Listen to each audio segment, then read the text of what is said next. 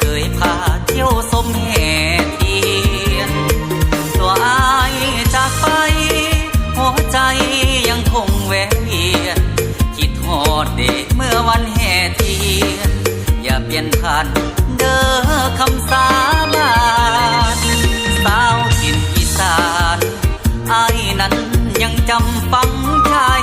คำสัญญาที่เคยให้ไว้บ่นานเท่าใดคงได้พบกัน15 ค่ำเดือน3งานบุญวัดภูคงจะสุขสันต์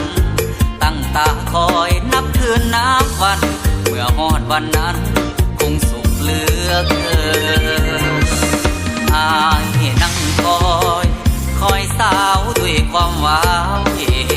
ผู้บ่ว่าบ่าวปากเสน้อยใจแท้เด็กบ่เห็นหน้าเพิ่นปันแล้วกินไก่ในหัวใจอายแล้วบินเจิดเสิร์เฮ็ดคักเทหนอผู้สาวบ้านเพิ่นหักพอกระเทินสำนีละนอผู้บ่าวฝั่งลาวคอยสาวบนมาหาวิงวอนอินผมเทวาดนใจนางมาให้ข้าพบพ่อกราบก้มขอพรพ่อกรมมาทาซอยลูกได้บ่อย่าให้ข้านี้คอยรอถ้าหักบ่พอเหมือนผู้บาเกี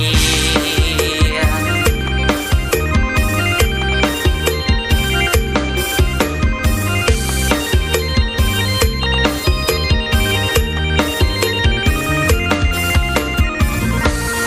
อายนั่ง